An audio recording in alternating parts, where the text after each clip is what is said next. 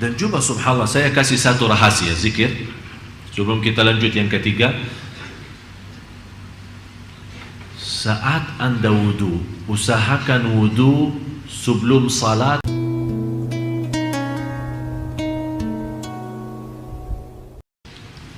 Bismillahirrahmanirrahim.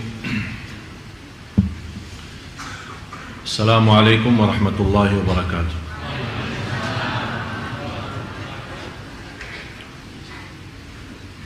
Alhamdulillahi Rabbil Alamin. Wa ashadu an la ilaha illallah wahdahu la sharika lah waliyus salihin. Wa ashadu anna sayyidana wa nabiyana Muhammadan abdullahi wa rasuluhu sadiqul amin. Allahumma salli wa sallim wa barik ala sayyidina Muhammad wa ala alihi wa sahbihi wa man tabi'ahum bi ihsanin ila yaumiddin. Subhanaka la ilma lana illa ma 'allamtana innaka antal alimul hakim.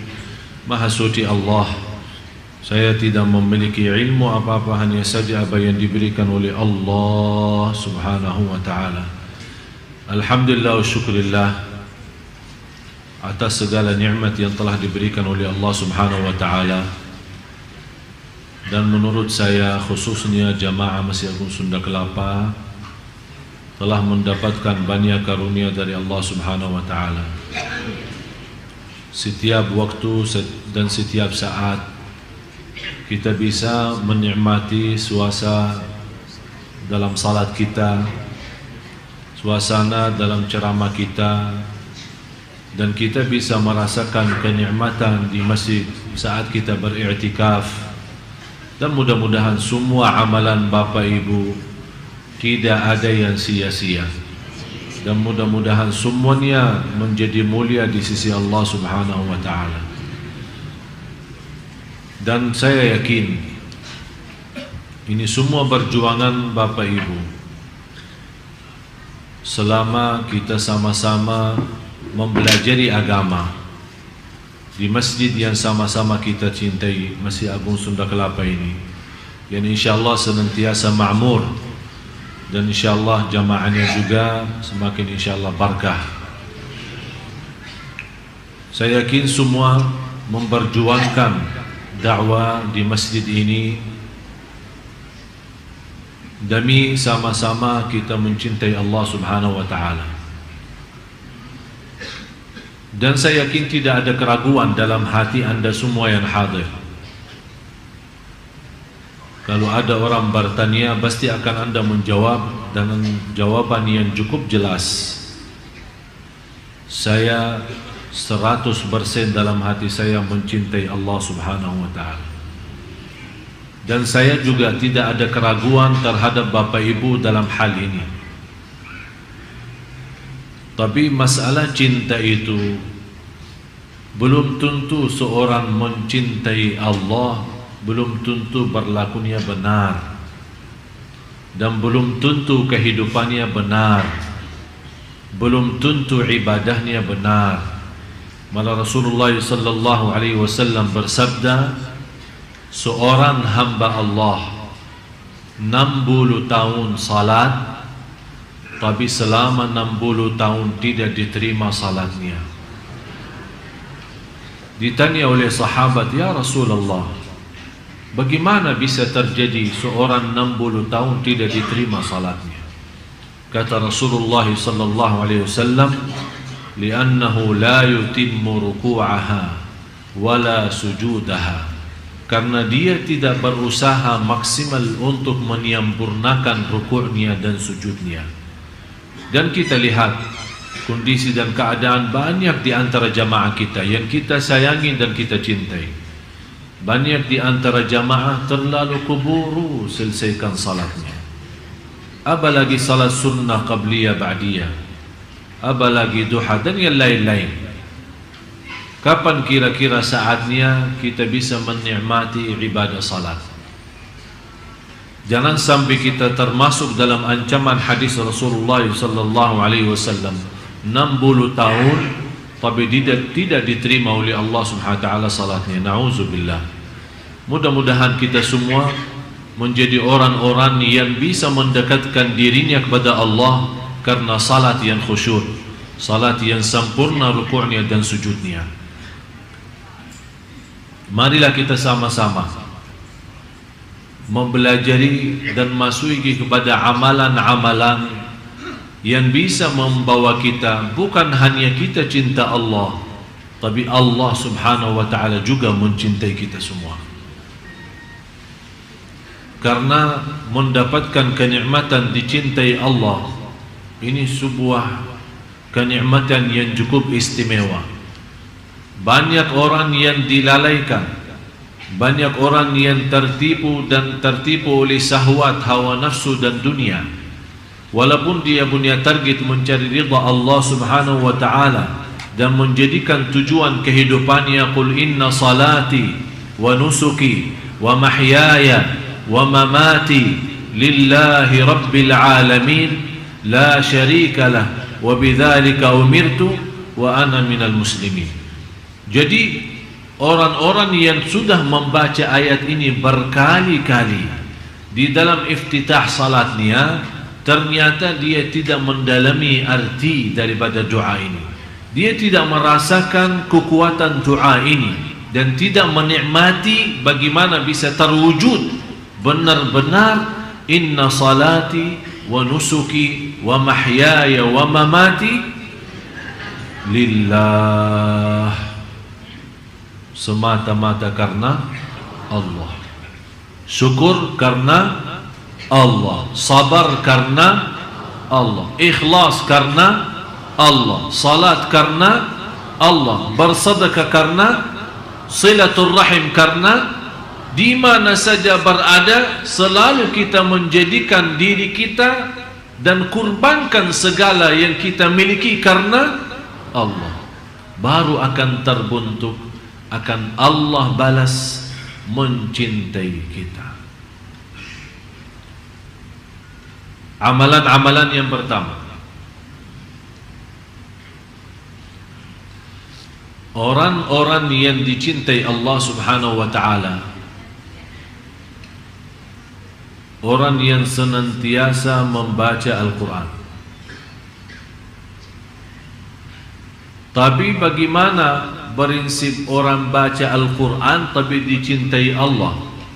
Karena selama ini Bapak Ibu, saya yakin Anda semua suka baca Al-Quran. Malah ada yang saya kenal 1 minggu, 2 minggu kurang lebih khatam Al-Quran.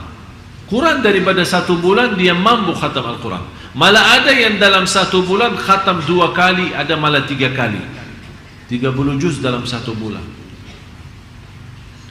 Tapi masalahnya bukan berapa banyak baca, tapi bagaimana membaca. Selama ini kita membaca Al-Quran untuk mengkhatamkan. Tapi yang saya minta kali ini agak sedikit kita rubah. Bagaimana saya bisa baca Al-Quran tapi saya mendapatkan Allah mencintai saya? Yang pertama, saat kita baca Al-Quran harus Anda rasakan Allah bicara sama Anda langsung. Allah bicara sama kamu. Ya ayyuhalladzina amanu, hei orang. Yang dimaksud siapa? Saya. Rasakan. Ittaqullah, berarti Allah mau berbicara sama diri kita sendiri. Itu yang perlu dirasakan saat kita membaca Al-Quran. Dan kita selama membaca Al-Quran, kita merasa, kata ulama, kalau mau berbicara sama Allah subhanahu wa ta'ala, salat. Tapi kalau Anda mau mendengar Allah berbicara, baca Quran. Kalau Anda mau mendengar Allah yang berbicara, baca. Karena ini Al-Quran kalam Allah, kalam Allah langsung. Yang Allah sampaikan langsung, kalam Allah itu disampaikan kepada malaikat Jibril kepada Nabi Muhammad SAW, Nabi Muhammad kepada sahabatnya, dan seterusnya sampai kepada kita. Jadi yang ingin berbicara sama Allah, salat, hadap Allah, bicara, silahkan. Tapi yang ingin mendengar Allah yang berbicara, baca Al-Quran. Jadi saat Anda baca Al-Quran, Bismillahirrahmanirrahim, Anda rasakan mendengar kalam Allah. Jadi jangan Anda hanya membaca. Ada seorang membaca hanya lewat mata.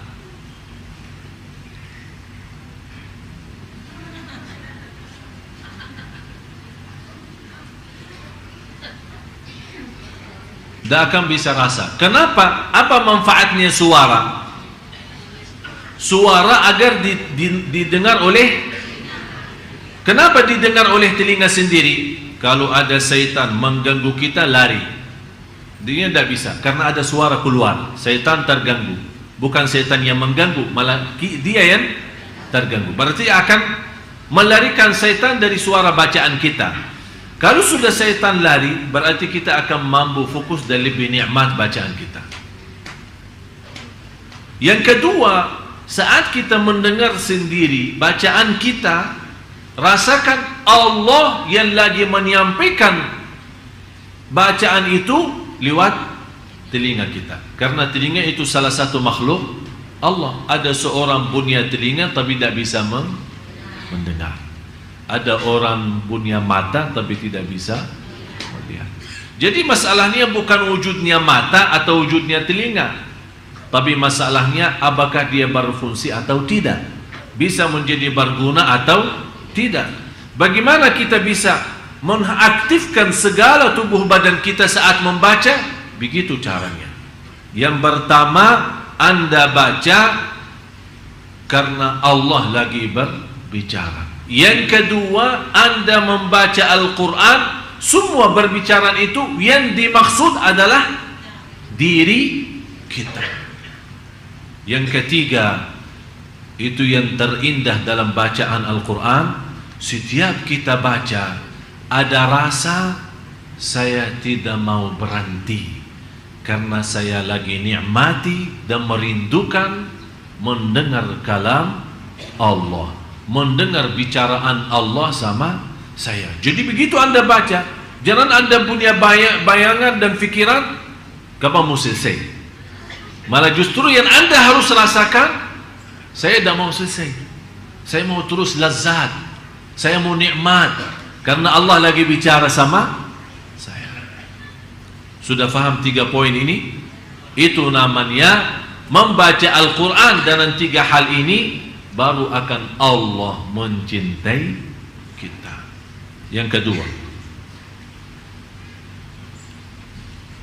selalu mengingat Allah subhanahu wa ta'ala. Maksudnya mengingat Allah bagaimana?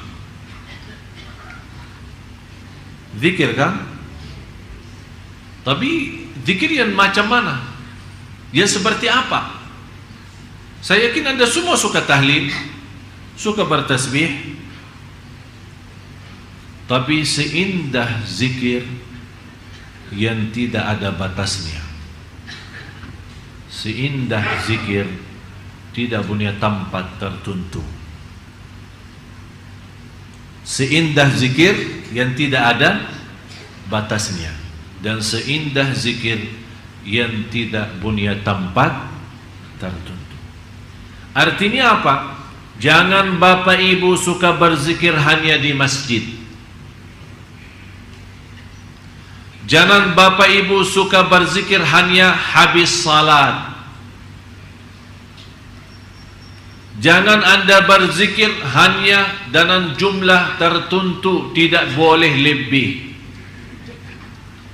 Malah justru bebas, tidak usah batasi.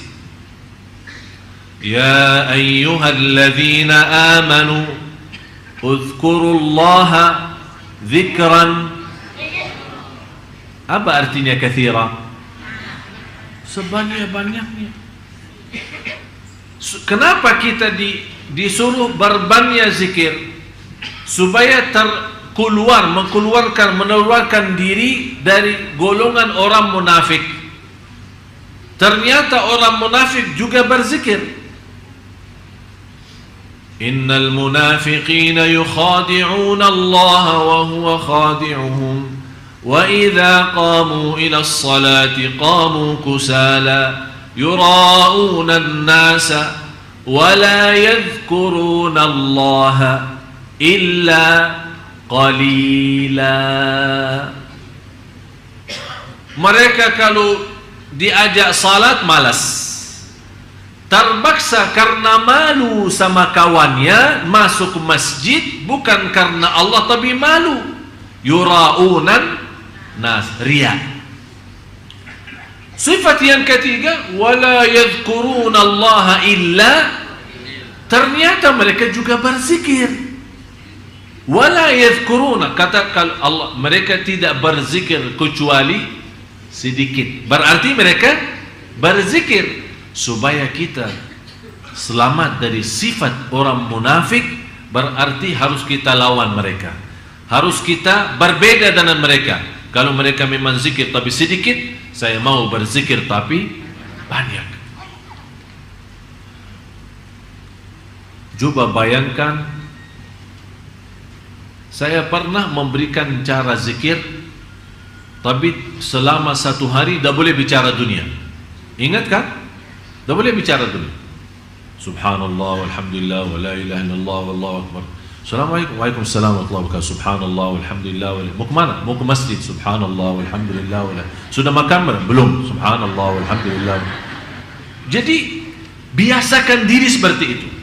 Tidak usah orang mendengar suara zikir kita, tapi kita mengaktifkan semua tubuh badan kita menjadi membawa cahaya zikrullah. Luar biasa indahnya zikir. Bapak Ibu, zikir itu termasuk salah satu amalan sederhana, pahalanya di sisi Allah jauh lebih besar daripada haji, jauh lebih besar daripada salat sendiri. Karena inti daripada wujudnya salat, inti daripada wujudnya ibadah semua, inna salata tanha 'anil fahsya'i wal munkar wala dzikrullahi akbar. Zikir itu jauh lebih besar.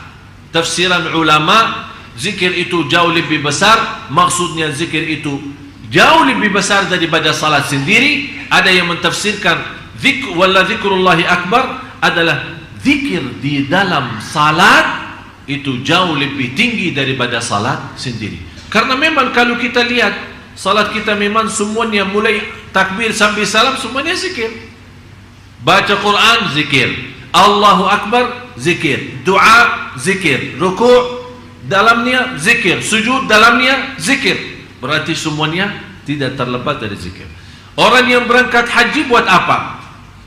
Ujung-ujungnya mengagungkan Allah, membesarkan Allah. Labbaik Allahumma labbaik, labbaik la syarika laka labbaik, innal hamda wan ni'mata laka wal mulk la syarika lak. Ini semua bunyinya apa? Zikir. Berarti ternyata zikir itu mengatasi semua ibadah. Malah pahalanya jauh lebih besar daripada jihad fi sabilillah. Sampai Rasulullah SAW menjelaskan di hadis yang sahih, ala unabbiukum bi afdali a'malikum wa azkaha 'inda malikikum wa khairul lakum min infaqidh dhahabi wal warq wa khairun min an takhruju lil jihadi fi liqa'i aduwikum fayadribu a'naqakum wa tadribu a'naqahum. Ya Allah, banjir sekali hadis ini. Apakah kalian mau tahu, saya memberikan amalan kepada kalian. Rasul ini berbicara sama sahabat. Saya akan memberikan amalan jauh lebih mulia di sisi Allah, jauh lebih baik daripada amalan yang lain, jauh lebih besar pahalanya daripada mensedekahkan emas dan perak dan mensedekahkan segala harta. Jauh lebih besar daripada menghadapi musuh saat perang, mereka membunuh kita atau kita membunuh mereka. Kaget sahabat, ini jihad, jihad lawan musuh. Apa saja amalan yang jauh lebih tinggi daripada itu semua? Rasul menjawab singkat saja, zikrullah, zikir kepada Allah. Fadhkuruni, tanda-tanda kita mencintai Allah, banyak sebut Allah. Kalau kita berbanyak sebut Allah, berarti kita akan termasuk orang yang akan Allah sebutkan nama kita. Fadhkuruni, kalau kita menunggu Allah juga zikir kepada kita. Bagaimana Allah zikir kepada kita? Kan fadhkuruni, zikir kepada Allah. Azkurkum, zikir Allah kepada kita. Apa zikir Allah kepada kita? Akan Allah selalu ingat kepada kita. Apapun kebutuhan kita, apa keperluan kita, apa keinginan kita, apapun hajat kita, akan Allah selalu ingat dan mengabulkan doa kita. Bisa Bapak Ibu? Bisa, insya. Jangan insya Allah bisa. Bisa, insya. Azam, nawaitu, sungguh-sungguh. Hari ini libur. Coba habis pulang dari sini, isi zikir. Dan coba subhanallah, saya kasih satu rahasia zikir sebelum kita lanjut yang ketiga. Saat Anda wudu, usahakan wudu sebelum salat kira-kira 10 atau 15 menit. Habis Anda wudu, kan ada tahiyatul masjid, atau kita di rumah sunnatul wudu kan, sambil menunggu azan nih, ada 10 menit atau 15 menit. HP-nya jauhkan. Ini sekarang kita punya masalah. Datang ke masjid bawa HP, i'tikaf bawa HP, imam bilang istau i'tadilu masih bawa HP. Padahal imamnya sebelum Allahu Akbar. Bapak Ibu yang membawa HP, mohon non aktifkan kalau tidak keberatan. Allah, astagfirullahaladzim. Imamnya aja belum selesai Allahu Akbar sudah bunyi, seolah-olah kita baru imam sudah sampai. Saya perhatiin kalau imam bilang istau i'tadil agak cepat, istau dulu luruskan saf. Tapi begitu dia sebut soal HP, dia membawa bahasa yang halus. Bapak Ibu yang membawa HP, mohon non aktifkan. Tapi kalau tahu teruskan. Jadi cepat kalau tahu itu dulu. Begitu dia sebut kata HP, dia supaya kenapa? Kita mendengar. Apakah kita perlu menjadikan seorang imam seperti Umar bin Khattab? Bagaimana Umar bin Khattab kalau dia jadi imam? Tahu kan? Tahu luruskan saf. Beliau khalifah dan beliau juga imami salat 5 waktu. Tahu luruskan saf. Sebelum dia takbir, dia punya tongkat punya kepala besar. Dia putar dalam saf-saf jamaah. Kalau safnya belum lurus, dia tidak mau lagi luruskan, karena dia sudah tadi bilang luruskan. Dia sekarang beriksa, mutar, tang, langsung di kepala. Ya Allah. Habis itu yang sudah cukup lalai, begitu kata Amirul Mukminin, istau i'tadilu, dia sudah rasa sakitnya duluan. Padahal Amirul Mukminin belum meriksa safnya, hanya istau i'tadilu dia sudah megang kepala duluan. Berarti sudah tahu. Apakah kira-kira perlu begini ya? Nanti saya minta sama pengurus satu tongkat di sini, supaya setiap ini mutar-mutar lah sebelum kita takbir. Jadi jamaah sekalian, inilah namanya. Begitu Anda wudu sebelum azan 10 menit atau 15 menit, tinggalin semua dunia, HP semua tinggalin, terus isi zikrullah. Subhanallah, kalau kita bisa seperti ini, saya yakin salat kita jauh akan lebih baik. Karena kenapa zikir sebelum salat itu? Karena dia memberikan persiapan batin, bersih semua, HP jauh semua bersih. Jadi fikiran zikir. Yang dimegang tangannya boleh tasbih atau pakai jari sendiri, terus zikir. Begitu sudah masuk Allahu Akbar, ikuti dengan suara azan, dan habis azan angkat tangan berdoa. Subhanallah, indah. Belum ikamat, belum kita selesai sunnah qabliyah, kita sudah siap batin dengan cahaya zikir. Begitu masuk salat waktu wajib kita, ternyata nikmat salat. Tolong amalan ini yang saya baru saja sampaikan, pertama kali saya sampaikan cara ini, saya mohon dipraktis dan diamalkan. Anda sendiri akan merasa, oh ternyata betul. Yang ketiga,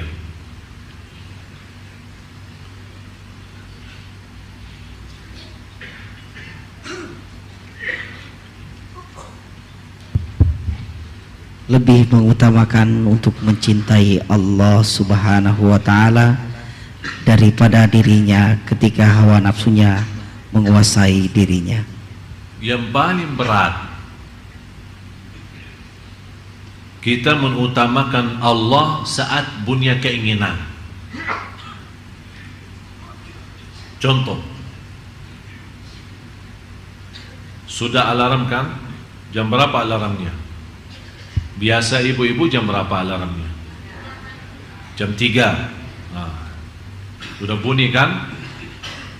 Bunyi jam 3. Kita megang HP. Kita sudah megang kan? Sudah lihat. Terus matiin, off ya. Alarmnya off. Kita taruh. Di sini ada muncul dua hal. Pertama, mau enggak salat malam? Yang kedua, tidur aja. Jadi tidak ada tidur enggak ada. Tapi yang ada, mau salat malam enggak? Tidur aja. Ini yang kedua. Di sini supaya bagaimana kita bisa mencintai Allah, di sini ujiannya. Allah melihat kita sudah nawaitu dengan alarm jam 3 atau jam 2, berarti kita sudah ada niat kan? Ada niat. Tapi ini niat tidak cukup. Harus ada bukti. Begitu kita mendengar, kalau kita tidak mendengar sampai sudah ketiduran, tapi benar-benar tidak merasa, tidak mendengar, Allah Maha tahu kondisi dan keadaan kita. Tapi Allah tidak akan memberikan keistimewaan bagi orang. Begitu dia megang HP-nya, matiin, kemudian dia tidur. Padahal ada bisikan, salat malam enggak? Tidur aja. Tapi dia mengutamakan tidurnya daripada itu, namanya tidak bakal dicintai Allah. Karena yang membuat kita bangkit dan bergerak untuk bisa salat malam, di sini kan ada katanya bisa menguasai nafsu, melawan hawa nafsu. Di sini hawa nafsu ini apa? Hawa nafsunya di sini apa? Mau tidur. Berarti tidur itu kan enak. Salat malam jauh lebih enak. Tapi nafsu kita mau istirahat. Tapi hati nurani kita mau menghadap Allah. Orang yang bangun dan dia mampu melawan hawa nafsu dan semangat. Bagaimana dia semangat? Dengan zikrullah. Alhamdulillahilladzi ahyana ba'dama amatana wa ilaihi an-nusyur. Astaghfirullahaladzim. Bismillah, tawakkaltu Allah. Bangun, baca ayat al-kursi, baca apa saja supaya menghilangkan syaitannya. Begitu anda bangun, begitu anda wudu, Allah subhanahu wa ta'ala setiap titisan air wudu membawa dosa keluar. Begitu anda salat, akan Allah cahayakan rumah. Malaikat di langit melihat rumah itu keluar cahaya, orangnya di dalam rumah lagi salat malam. Kalau kita sudah menjadi kebiasaan, ketika satu malam kita memang sakit, sudah alarm sudah mau bangun, tapi sakit betul. Ternyata begitu kita bangun tapi tidak kuat. Malaikat melihat, ini rumah biasanya ada cahaya keluar. Kok ini malam tidak keluar cahayanya? Turun salah satu malaikat mau ambil berita, ini ada apa? Begitu mereka turun, salah satu malaikat, oh orangnya lagi sakit. Naik lagi, dia sampaikan kepada malaikat, orangnya lagi. Semua malaikat di langit rapat mendoakan, ya Allah sembuhkan. Subhanallah. Berarti malaikat sendiri menhayati cahaya salat malam kita. Sebagaimana kalau kita keluar malam, kita kadang-kadang melihat langitnya terang, kan? Itu katanya cahaya dari langit turun. Tapi kapan bisa cahaya dari bumi naik? Jangan sampai malaikat melihat malah ternyata gelap. Semua gelap. Karena cahaya yang bisa tembus ke langit bukan lampu PLN ya, bukan listrik ya, tapi yang bisa tembus ke atas adalah semua cahaya nurani kalbu kita saat kita lagi salat malam. Oleh karena itu, salah satu amalan yang bisa membawa kita dicintai Allah, harus Anda mampu menguasai dan melawan hawa nafsu kita. Terutama saat merasa nafsu kita ingin sesuatu duniawi, ingin istirahat, ingin tidur, ingin mencari rizki tapi yang haram, tidak mau membedakan halal haram, tapi di situ kita lawan karena nafsu kita, mohon maaf, jiwa kita itu kan istilahnya mau yang enak-enak saja, tidak mau capek, yang enak-enak saja. Tapi begitu kita lawan, bukan yang enak diri saya, tapi yang enak Allah. Apa yang dienak Allah, apa yang disenang oleh Allah, apa yang diridai oleh Allah. Di situ kita selalu menanamkan dalam jiwa kita adalah kekuasaan hanya di tangan Allah. Jangan sampai memberikan nafsu kita yang memiliki kekuasaan. Di situ kita lama-lama akan memiliki hati yang sudah rusak. Begitu kita mau perbaiki, susah memperbaikinya. Yang keempat,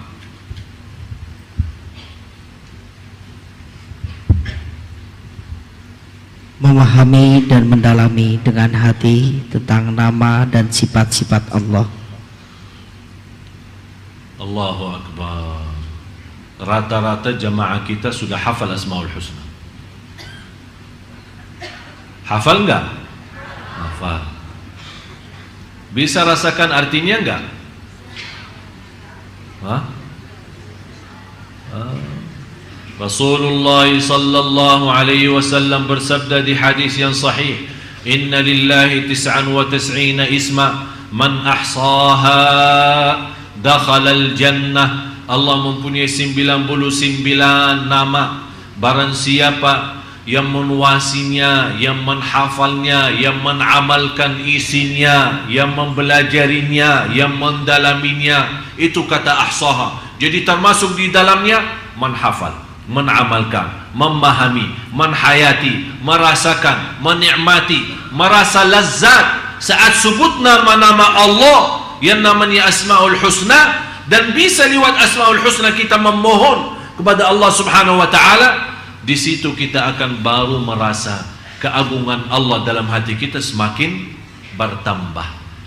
Sayang kita sama Allah semakin tinggi, cintaan kita semakin mulia.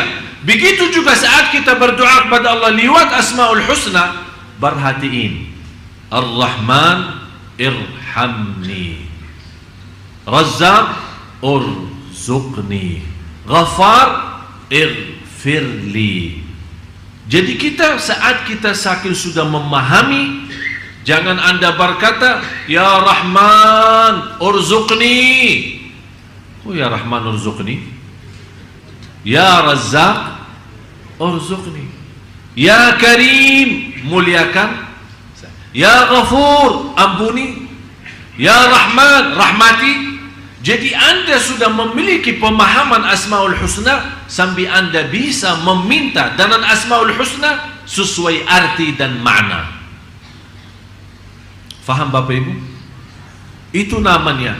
Barang siapa yang mampu menghafal, memahami, menhayati, dan sampai dia bisa berdoa kepada Allah lewat Asmaul Husna, kata Rasulullah dijanjikan akan masuk surga Allah Subhanahu wa ta'ala. Jadi mulai dari hari ini, kalau kita baca Asmaul Husna, lebih baik setiap hari kita bawa satu nama, tapi kita bisa mengerti apa isinya dan apa dalamnya. Faham Bapak Ibu? Yang kelima, kepasrahan hati di hadapan Allah Subhanahu wa ta'ala. Bagaimana pasrah hati?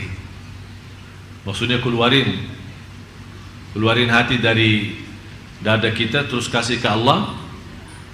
Apa itu pasrah hati? Hah?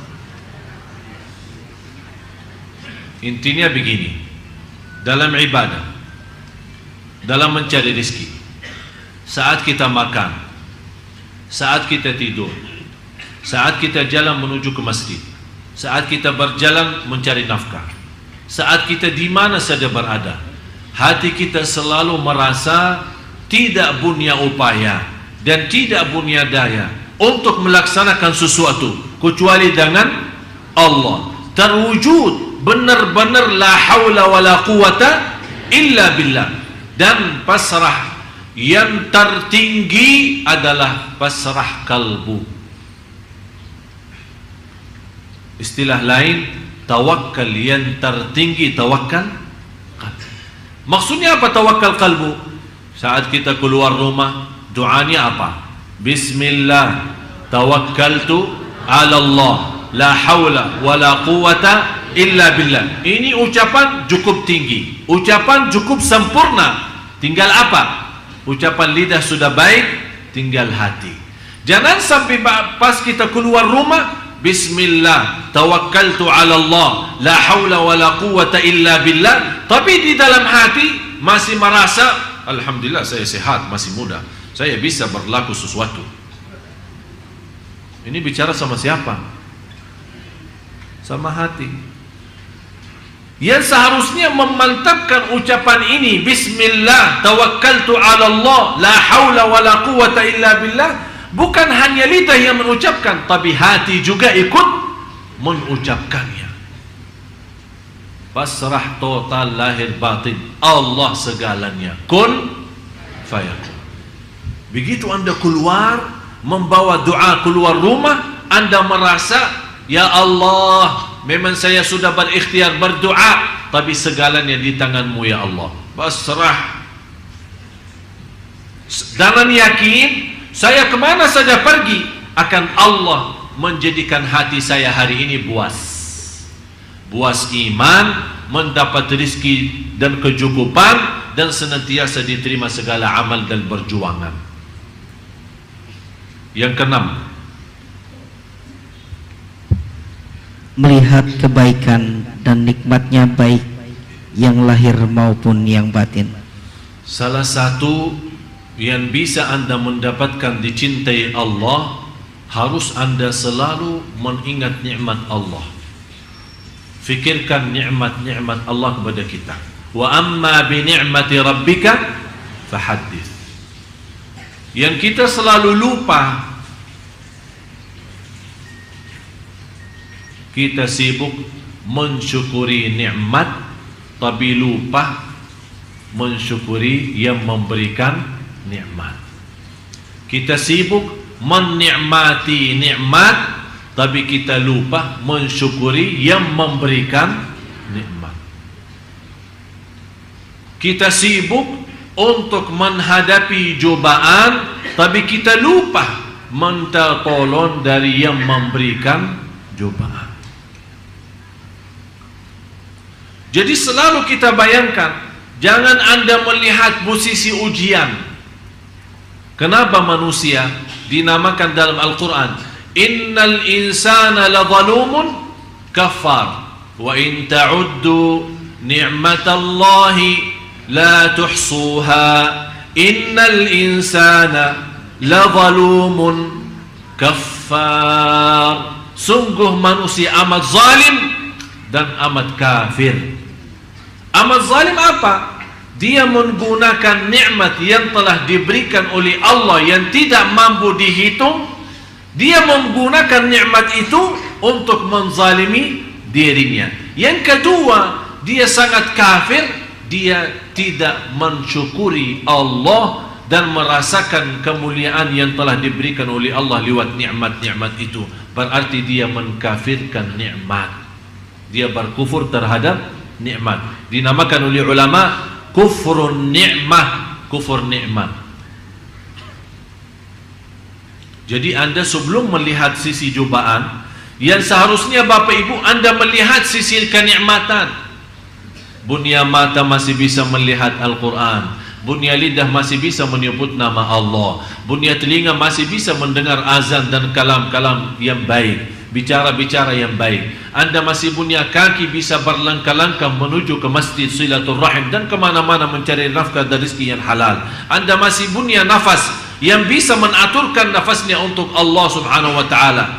Saya bertemu beberapa hari lalu seorang ibu sudah usia 90 tahun, sakit, tidak bisa bergerak. Begitu saya datang silaturahim, saya bertanya, bagaimana bu keadaannya? Dia menjawab, Alhamdulillah. Tapi dalam kata Alhamdulillah benar-benar tersentuh hati saya. Saya bilang, ibu, Alhamdulillah atas apa? Ibu lagi sakit, sakitnya parah dan tidak bisa bergerak. Dia menjawab, Alhamdulillah masih bunya 3. Bunya hati terisi iman, bunya lidah menyebut nama Allah, bunya akal masih bisa sadar siapa diri saya terhadap Allah. Dia sudah tidak melihat sakitnya, tidak melihat kakinya yang tidak berfungsi, tidak melihat tubuhnya yang tidak bisa bergerak, tapi dia melihat nikmat, bukan melihat ujian. Di situ dia merasa kenikmatan cukup besar, malah dia merasa masih kekurangan syukur. Itulah namanya hamba yang dicintai Allah. Karena kita orang mencintai Allah, semua nikmat terhitung. Tapi sekarang kita terbalik, malah semua ujian yang cobaan yang kita hitung. Kita hitung cobaannya, bukan hitungkan nikmatnya. Ini yang membuat kita lemah. Wa amma bi ni'mati rabbika fahaddits. Oleh karena itu jamaah sekalian, begitu Anda diuji Allah, jangan lihat apa itu ujiannya, tapi lihat berapa masih tersisa nikmat yang lain. Kalau Allah berikan 100 nikmat, yakini yang ujiannya hanya 2, masih Anda masih bisa menikmati 98. Jangan Anda rugi iman gara-gara kehilangan 2 nikmat, akhirnya mendapatkan cobaan yang jauh lebih besar adalah kehilangan iman dan kehilangan syukur.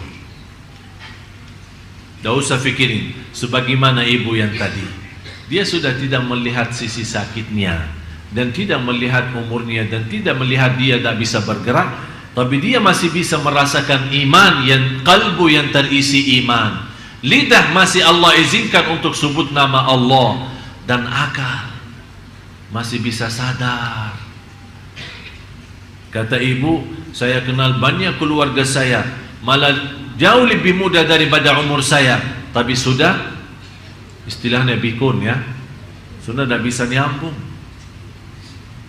Tapi dia masih bisa, begitu dengar azan, dia bisa berfikir, oh ini salat, ini waktu salat, ini waktu Quran, ini waktu zikir, ini nikmat besar. Begitu dia merasa nikmat seperti ini, walaupun dia merasa hanya memiliki 3 dibanding ujian, ternyata 3 itu jauh lebih besar, memberikan keringanan menghadapi cobaan dan ujian.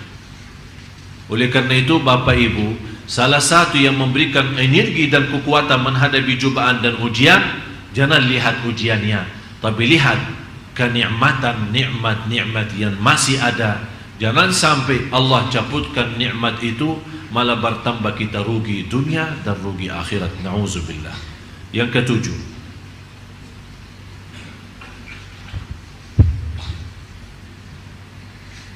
merasakan kehinaan dan kerendahan hati di hadapan Allah. Yang ketujuh, subhanallah, kira-kira bisa kita merasakan saat kita lagi salat atau saat kita lagi doa, benar-benar merasa hina diri nggak? Maksudnya hina diri di sini apa? Kita saat salat dan saat doa, kita melemparkan diri kepada Allah, buang diri kepada Allah. Kita tunjukkan kepada Allah, ya Allah, saya tidak punya Tuhan selain Engkau ya Allah. Biar saya punya kekayaan, tapi ya Allah saya miskin, masih nol dengan kekayaan-Mu ya Allah. Saya Allah butuh segala sesuatu dari-Mu, butuh rahmat-Mu, ampunan-Mu, pimpinan-Mu, petunjuk-Mu ya Allah. Kita selalu saat doa dan saat salat merasakan kita hamba yang terhina, yang tidak bisa apa-apa, yang tidak punya arti, yang tidak punya nilai, karena semuanya hanya Allah, milik Allah, kembali kepada Allah. Inna lillah wa inna ilaihi raji'un. Apalagi saat kita salat, ternyata ada hikmahnya, disuruh berdiri kemudian tunduk kepala ke bawah. Jangan salat seperti orang sombong, malah matanya ke atas. Ya seolah-olah Allahu Akbar, dia bicara sama Allah, mau apa? Dia tidak berkata mau apa, tapi sikap salatnya seperti itu. Tapi yang saya harapkan, begitu Anda salat, menundukkan kepala ke bawah, biar Allah berkata, ada apa? Kamu mau apa? Biar Allah yang memberikan pertanyaan itu, kita merasakan saat kita salat, kita lagi berbicara sama Allah. Nikmat. Kalau kita lagi diberikan kesempatan bertemu dengan Bapak Presiden dan protokolnya memberikan kesempatan hanya 15 menit, kira-kira 15 menit kita menghadap Bapak Presiden, begitu kita hadap beliau, kita diam atau bicara? Hah? Kira-kira ada orang ketemu Bapak Presiden tapi diam? Dia begitu mendapatkan kesempatan dan dia merasa Bapak Presiden ini bisa menyelesaikan hajat saya, bisa membantu urusan-urusan saya yang belum bisa kelar karena kepala negara.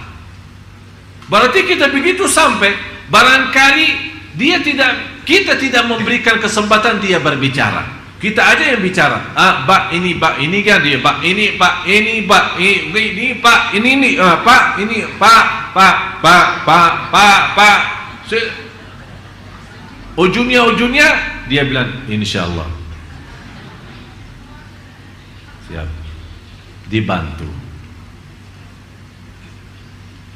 Begitu dia menjawab dibantu, kita langsung percaya. Alhamdulillah. Betul Pak? Betul, dibantu. Jangan khawatir. Kenapa kita bisa memiliki keyakinan? Padahal walaupun ada keputusan dari Bapak Presiden, tapi kalau belum ada izin Allah, wallahi tak akan bisa dapat apa-apa. Dan saya mendapatkan pelajaran dari warga negara Indonesia. Tak pernah terbayang dan tidak pernah nyangka bisa dapat warga negara Indonesia. Malah ada orang yang menawarkan ke saya, Syekh sanggup gak bayar 100 juta? Insya Allah dalam 10 hari saya keluarkan KTP Indonesia. Minta 100 juta. Besok datang masih tawar-tawaran sampai 50. Akhirnya dikasih diskon katanya 20 juta. Kelar, tapi agak lama kalau 20 juta. Berapa? Barangkali 3 bulan sampai 6 bulan. Pokoknya dapat. Saya bilang, saya berserah kepada Allah. Kalau Allah izinkan saya dapat, saya yakin tanpa proses akan Allah datangkan warga negara itu. Subhanallah, tiba-tiba tidak lama saya diberikan, dapat terima telepon, diundang untuk memberikan ceramah. Bapak Presiden hadir, Wakil Presiden, dan semua para pejabat-pejabat, menteri-menteri, termasuk duta-duta tamu negara.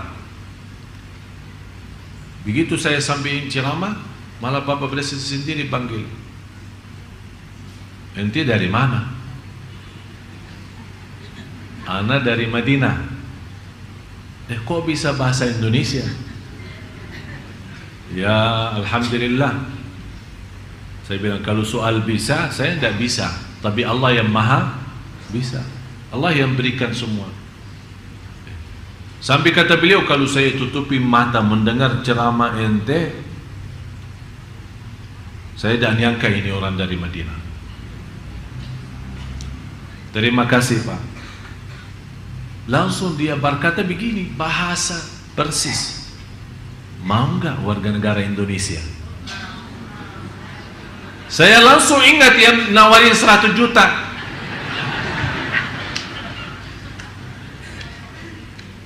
Sambil saya berkata, gratis Pak ya? Gratis. Sekarang saya perintahkan, Anda berkenan nggak? Saya bilang, terima kasih, penghargaan bagi saya Pak. Kita pemain bola aja sudah kita kasih warga negara, sampai sekarang tidak dapat juara. Udahlah, mudah-mudahan dan kita membaga buatmu mendapatkan warga negara, insya Allah bisa membawa masyarakat Indonesia menjadi makmur. Begitu bahasa beliau. Langsung belum saya berhenti mau pulang, langsung dipanggil Pak Menteri Hukum dan HAM. Segera bantu Tuan Syekh Ali. Begitu bahasa beliau. 8 hari persis ditelepon, saya masih di luar negeri. Segera, ini Pak Menteri sendiri yang telepon, suruh datang menghadap beliau. Begitu saya pulang dari Malaysia ketemu beliau, tak sampai 15 menit, tehnya belum selesai minum teh. Langsung kelar surat, ditanda tangan sama Pak Menteri, ini ada perintah daripada presiden saya untuk memberikan warga negara. Saya ingat kata ini yang ketujuh. Saya merasa saat berdoa kepada Allah Subhanahu wa taala, ya Allah, kalau memang Anda punya rencana untuk saya di Indonesia, ya Allah, saya tidak punya upaya dan daya, malah saya merindukan Madinah daripada Indonesia. Tapi Allah, saya milih aturan Allah, saya milih bantuan Allah, saya milih dan mengutamakan apa yang Allah berikan, saya terima. Subhanallah, Allah tunjukkan demi hari ke hari, demi waktu ke waktu, demi masa ke masa, setiap waktu Allah tunjukkan kepada saya bagaimana dahsyatnya Allah dan kekuasaannya Allah. Yang saya harap semua Bapak Ibu jamaah sekalian, terutama saat berdoa, Anda harus merasa hina diri, miskin, fakir, dhaif, lemah, tak bisa apa-apa, tak punya upaya, tak punya daya, tak bisa mau kemana. Dan merasa di ujung doa Anda berdoa, ya Allah, kalau Engkau hanya mendengar doa orang saleh, bagaimana saya yang masih banyak dosa mau kemana? Kalau ya Allah Engkau hanya menerima doa orang saleh, ya Allah bagi saya yang masih banyak dosa mau kemana lagi? Kita tunjukkan. Dan saking adil dan kasih sayangnya Allah, bukan Allah hanya menerima doa orang saleh, ternyata Allah juga kasih sayangnya kepada orang yang berdosa dan bermaksiat. Kalau dia bertaubatan nasuha, taubat yang benar, dan memohon kepada Allah dalam benar, akan Allah terima doanya dan kabulkan hajatnya. Buktinya, setiap hari kita berdoa dan setiap hari Allah berikan nikmat, kita lupa mensyukurinya. Ini sebenarnya salah satu cara Allah menambahkan nikmat kepada kita, tapi kita tidak sadari, berarti Allah sudah menerima doa kita, tapi kita belum sadar nikmat yang kita minta belum kita dapat. Oleh karena itu, periksa diri kembali. Harus kita merasa diri miskin sama Allah. Ya ayyuhan nas, antumul fuqara'u ila Allah. Manusia, semuanya dalam keadaan miskin kepada Allah. Yang ke-8,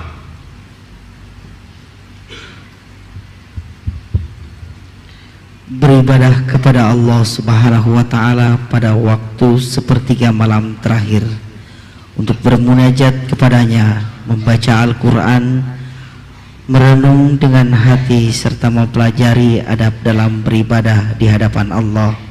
Kemudian ditutup dengan istighfar dan bertaubat. Saya kasih amalan yang ke-8. seindah istighfar. Ingat ya, seindah apa? Istighfar. Sebelum azan subuh 20 menit sampai 30 menit. Di dalam Al-Quran dinamakan al-ashar, waktu sahur. As-sabirina was-sadiqina wal-munfiqina wal-mustaghfirina bil-ashar wa bil-ashari hum yastaghfirun. Kenapa Allah ikatkan waktu sahur istighfar? Karena seindah ibadah jauh lebih baik daripada salat malam atau baca-baca amalan yang lain adalah istighfar yang terindah. Kenapa saya berkata yang terindah itu istighfar? Karena Allah puji hamba-hamba yang beristighfar di waktu sahur. Kalau Allah puji, berarti Allah senang. Kalau Allah senang, berarti Allah ridha. Tapi saya minta istighfar bagaimana? Sudah selesai salat malam, sudah witir, ya, duduk tetap di posisi musalla atau atas sajadah, kemudian tundukkan kepala ke bawah, tutup mata, bayangkan semua dosa kita selama ini. Ingat orang tua kita, ingat dosa maksiat kita. Berapa kali ketiduran dari waktu salat, berapa kali kita durhaka sama orang tua, berapa hari lewat tidak baca Quran, berapa kali kita berbohong, berapa kali kita fitnah orang, berapa kali kita ghibah, berapa kali kita membawa hal-hal yang tidak diridai Allah, malah dimurkai Allah. Begitu Anda sambil mengingat bayangan-bayangan dari kepala, istighfarnya berjalan. Astaghfirullah. Istighfar jangan diam. Dan kalau tidak bisa nangis, pura-pura beneran. Yang awalnya pura-pura lama akan jadi beneran. Jadi begitu Anda merasa, ada orang menceritakan ke saya, Ustaz, saya ingin nangis tapi tidak bisa-bisa. Ingin nangis, tidak keluar. Saya bilang begini, pura-pura aja nangis. Ya bagaimana? Astagfirullah.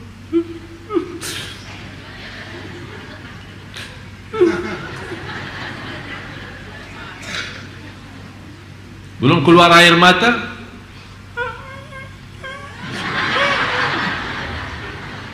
beneran. Ini salah satu ikhtiar kita.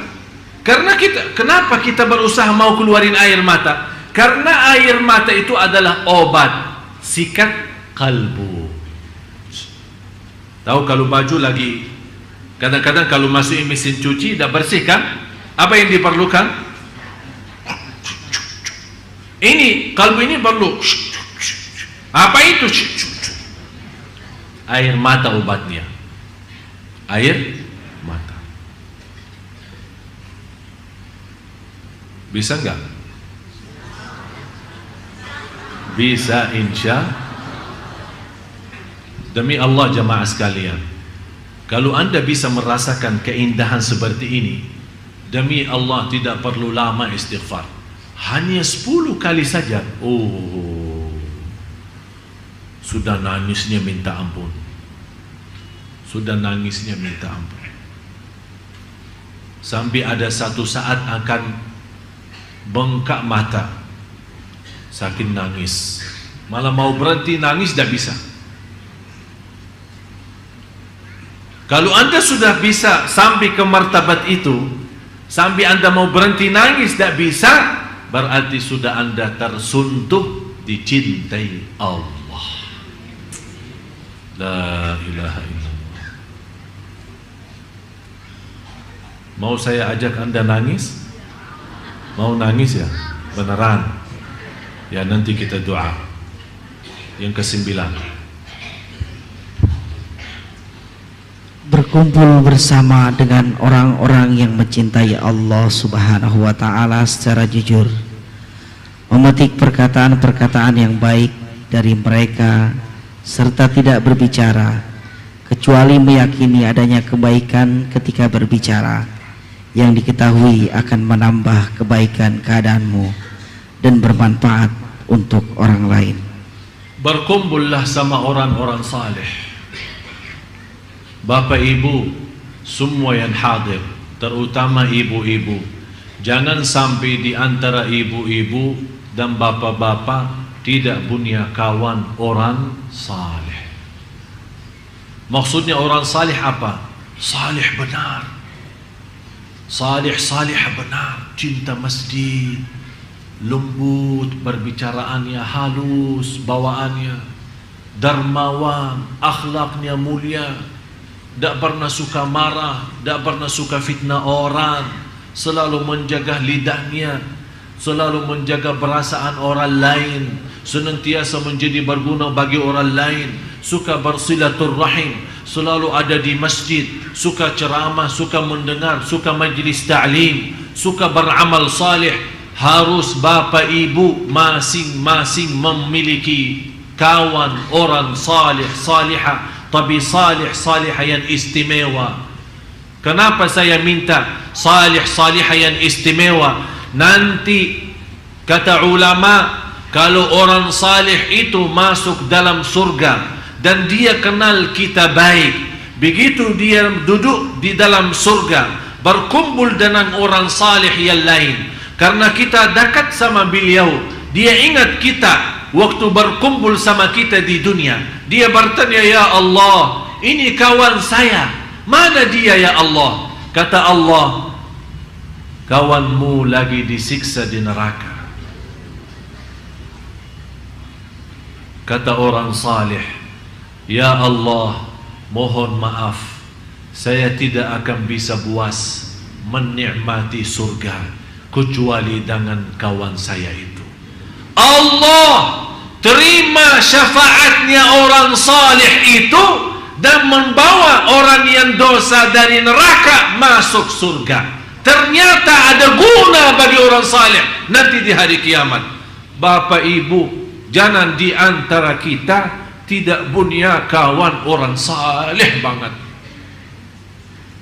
Itulah perjuangan kami mendatangkan imam-imam, ulama yang membawa bacaan yang indah, menimami kita. Kenapa? Kenapa saya menjaga perjuangan itu? Demi Allah, bukan hanya untuk bapak ibu saja, tapi saya punya keinginan yang tertinggi lagi. Ya Allah, kalau memang saya terhitung sebagai orang yang masuk neraka, mudah-mudahan dengan kawan-kawan yang saleh yang saya bawa ke Sunda Kelapa, mereka bisa membawa syafaat bagi saya nanti di hari kiamat. Cuba usahakan semua yang hadir, jangan sampai tidak punya kawan saleh. Siapa itu? Para habaib, habib-habib, kiai, ulama, ustad, imam, muazzin, tetangga kita, orang yang suka di masjid. Kita perhatiin siapa di antara jamaah yang rajin di masjid. Kalau sudah rajin di masjid dan tidak pernah jauh dari masjid, kecuali kalau dia sakit memang tidak bisa datang ke masjid, itu tanda dia saleh. Langsung jaga, jangan lepas.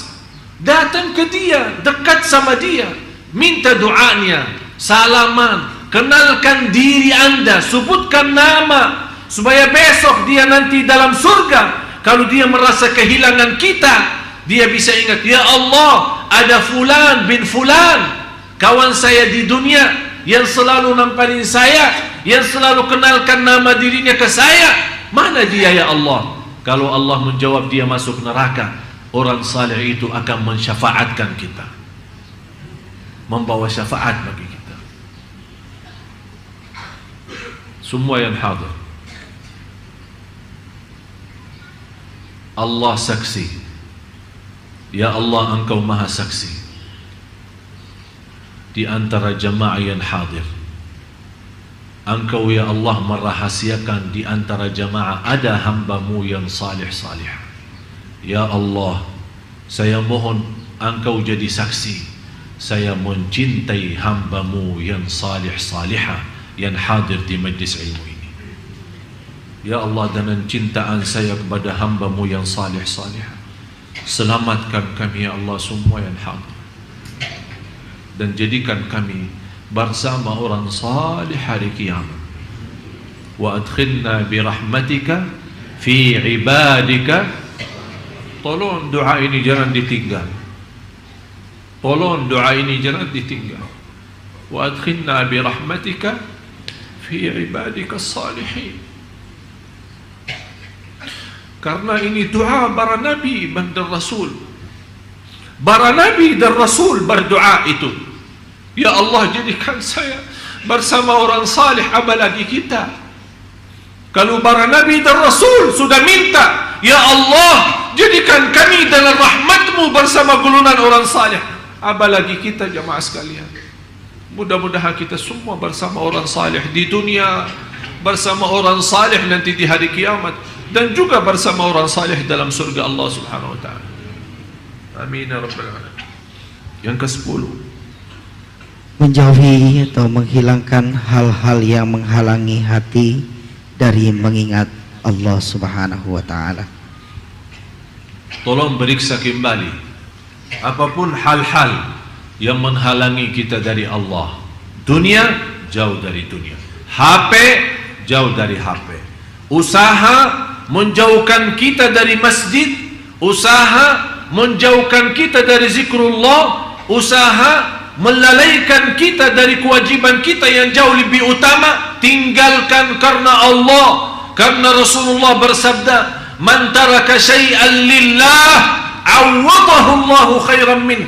Barang siapa yang meninggalkan sesuatu karena Allah, akan Allah gantikan yang lebih baik. Jangan sampai kita menjadi orang alhaakumut takatsur, dilalaikan oleh kebanggaan, kekayaan, harta, dunia, kesibukan. Lalai, kapan sadar? Hatta zurtumul maqabir. Tapi kalau sudah zurtumul maqabir, artinya sudah masuk dalam maqabir, sudah masuk dunia kubur. Apa arti sadar saatnya? Tidak ada arti. Jangan sampai kita menjadi orang yang masuk dalam golongan alhaakumut takatsur. Karena di ujung alhaakumut takatsur, thumma latus'alunna yawma idzin 'anil na'im. Rasulullah sallallahu alaihi wasallam ketika satu saat berduduk sama Sayyidina Abu Bakar, sahabat-sahabat yang lain, ada Sayyidina Uthman radhiyallahu an, Rasulullah SAW makan dan minum. Begitu dibawakan minum air, air itu agak dingin, apalagi musim panasnya Madinah. Begitu Rasulullah minum air yang dingin di musim panas, merasa enak bangetnya, enak, sejuk. Karena suasana panas, tapi jus itu atau minuman itu atau air itu benar-benar membuat kita enak banget, sejuk, terasa nikmat. Begitu Rasul habis minum air, nangis sallallahu alaihi wasallam. Sahabat, ya Rasulullah, kenapa nangis? Apakah air itu ada masalah? Kata Rasulullah, akan Allah tanyakan kita terhadap nikmat air dingin itu di musim panas, apakah sudah syukur atau belum? Thumma latus'alunna yawma idzin 'anil na'im. Itu yang akan ditanyakan oleh Allah. Coba periksa di rumah kita, macam-macam makanan sampai kita bingung mau bawa kemana, akan ditanyakan oleh Allah. Minuman apa lagi? Begitu anda menikmati minum jus atau minuman yang lain, tolong ingat, thumma latus'alunna yawma idzin 'anil na'im. Ini alhaakumut takatsur, salah satu surah yang membuat Rasulullah nangis. Mari sama-sama kita berdoa.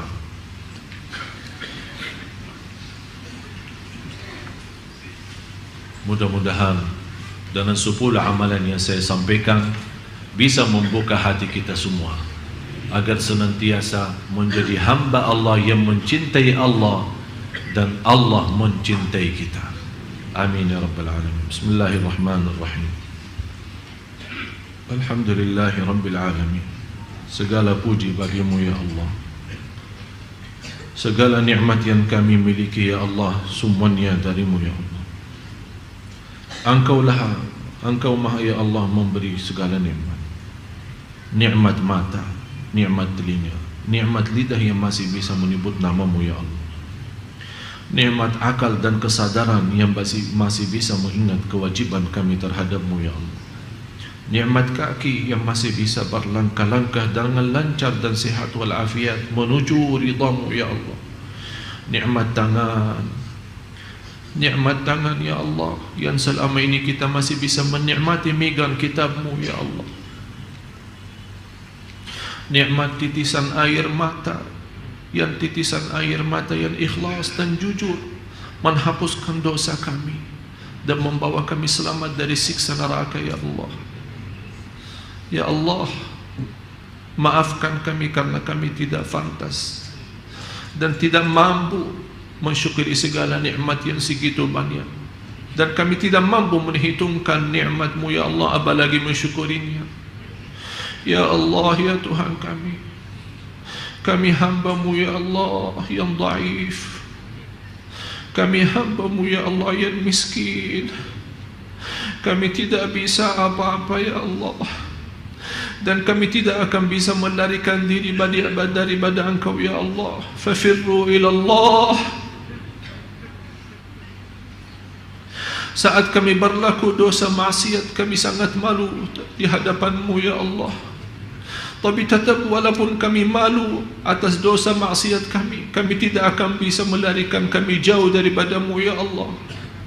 Malah justru segala sesuatu yang kita takuti, kita melarikan diri daripada sesuatu yang kita takuti. Tapi kalau ya Allah kami merasa takut kepada-Mu ya Allah, kami akan melarikan diri kami kepada-Mu ya Allah.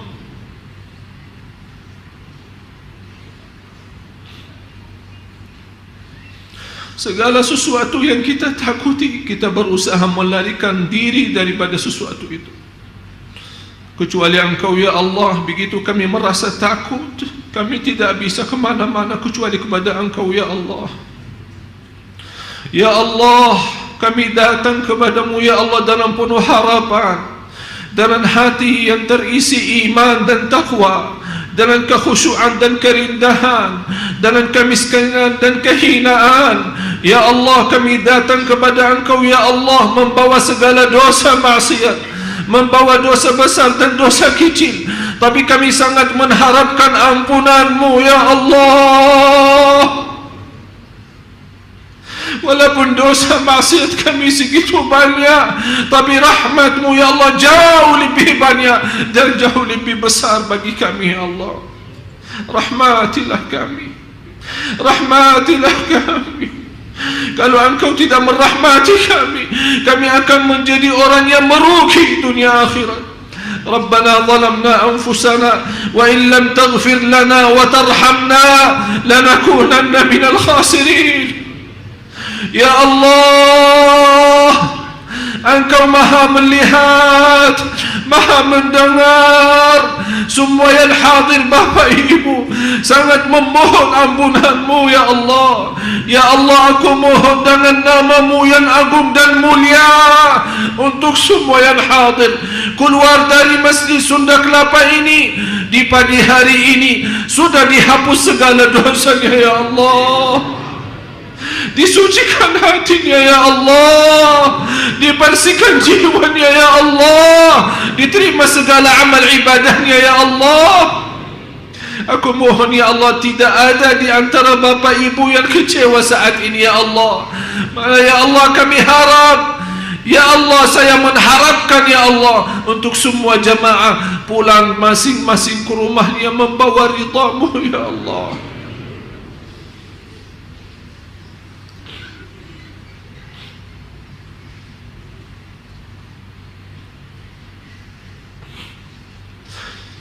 Karena bagi kami ridha-Mu segalanya ya Allah.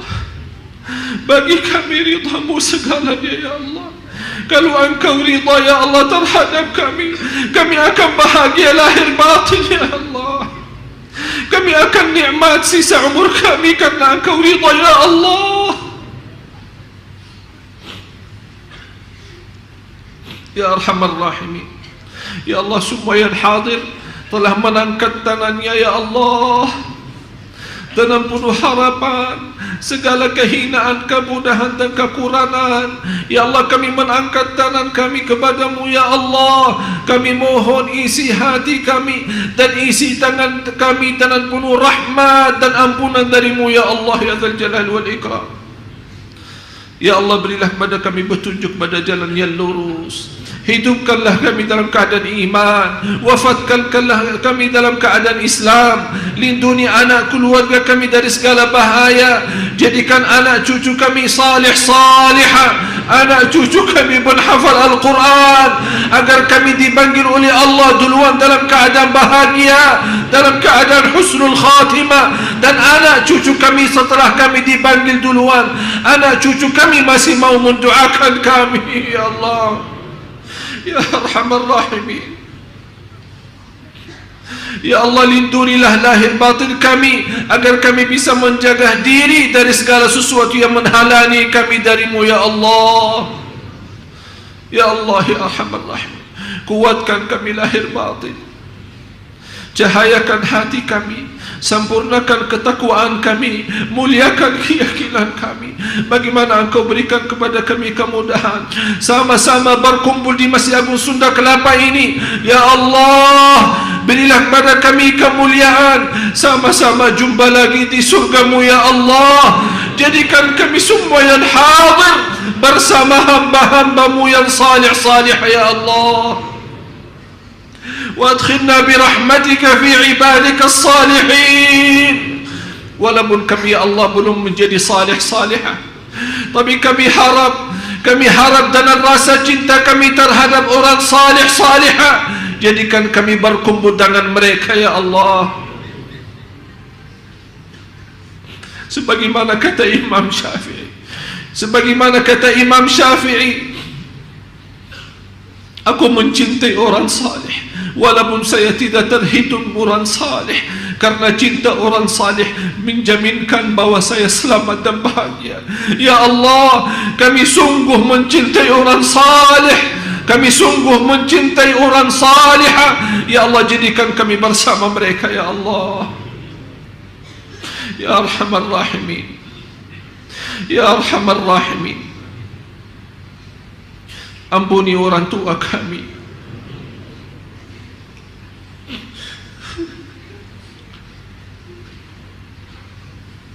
orang tua kami yang telah meninggal dunia membutuhkan doa kami di saat ini ya Allah. Ya Allah, kirimkan pahala majlis ilmu kami ya Allah. Kirimkan cahaya sedekah kami di pagi hari ini ya Allah. Kirimkan berkat dan cahaya doa kami untuk orang tua kami yang telah meninggal ya Allah ya Arhamar Rahimin. Ya Allah, kami tidak mampu membalas dan tidak akan mampu membalas kebaikan kedua orang tua kami. Kami serahkan kepada Engkau ya Allah, menjadikan orang tua kami mulia di sisi dunia akhirat.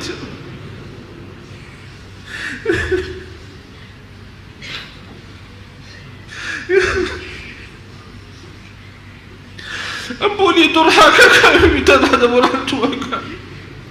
Berapa kali kami menyakiti hati orang tua kami, berapa kali kami menyakiti dan mengecewakan hati orang tua kami. Maafkan kami ya Allah, maafkan kami ya Allah, maafkan durhaka kami ya Allah. Jangan menhukumkan kami atas durhaka kami ya Allah.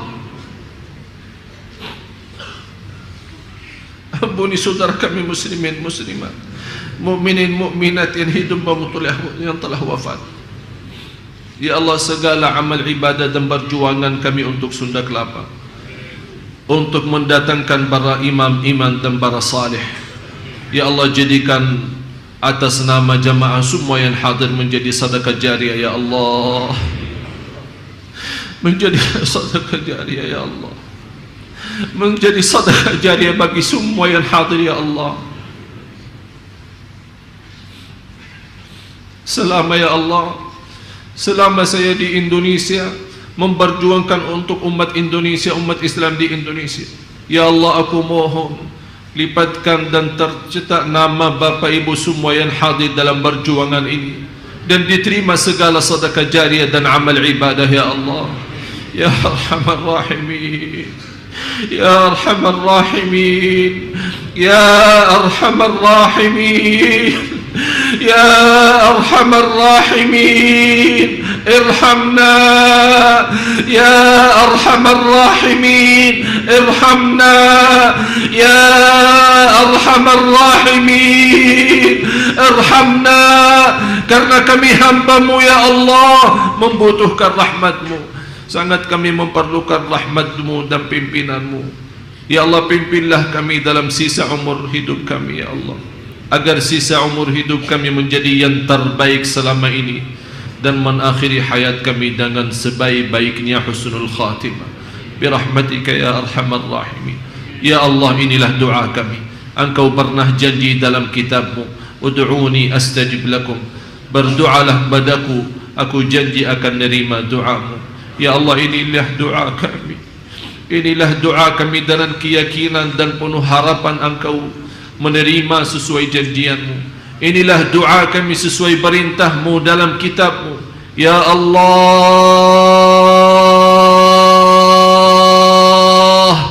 Ya Allah, Ya Allah, terimalah doa permohonan kami sesuai janjian-Mu dalam kitab-Mu. Innaka la tukhliful mi'ad. Sungguh Engkau tidak pernah mengingkari janjinya. Rabbana taqabbal minna innaka antas samiul alim wa tub alaina innaka antat tawwabur rahim. Rabbana atina fid dunya hasanah wa fil akhirati hasanah wa qina adzaban nar. Wa sallallahu ala sayyidina wa nabiyyina Muhammad wa ala alihi wa sahbihi wa baraka wa sallam. Subhana rabbika rabbil izzati amma yasifun wa salamun ala al mursalin walhamdulillahi rabbil alamin. Terima kasih Bapak Ibu.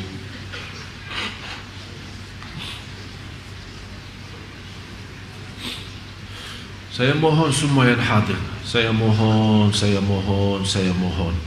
semua yang hadir, tolong kalau lagi sendirian, lagi salat malam, atau lagi habis baca Al-Quran dan mengangkat tangannya sendiri berdoa, saya mohon dengan segala hormat, tolong doakan saya.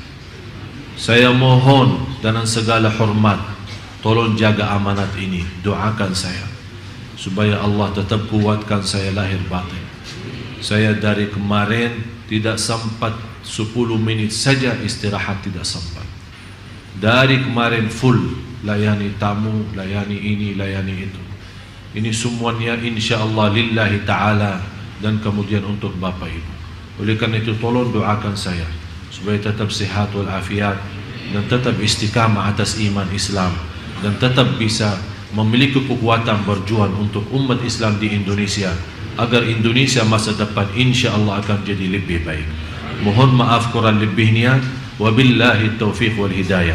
Akhirul kalam, sama-sama subhanakallahumma wa bihamdik ashhadu an la ilaha illa anta astaghfiruka wa atubu ilaik. Wassalamu alaikum warahmatullahi wabarakatuh. Waalaikumsalam warahmatullahi wabarakatuh.